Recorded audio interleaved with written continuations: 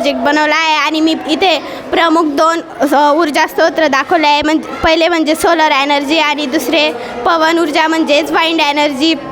Solar एनर्जीमुळे आपण आपल्या घरातील जे उपकरणं आहेत ते चालू शकतो आणि वाइंड एनर्जीमुळे आपण इलेक्ट्रिक कार चार्जिंग करण्यासाठी त्याचा उपयोग करतो.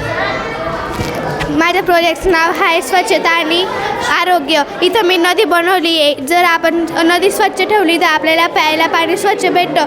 आपण जसं आजारी पडू नये ह्या जागेवर जर नदीमध्ये कचरा किंवा पूजा असं टाकलं तर ते घाण पाणी आपल्या पोटात जातं आणि वेगवेगळे आजार होतात. माझ्या प्रकल्पाचे नाव शाश्वत शेती आहे.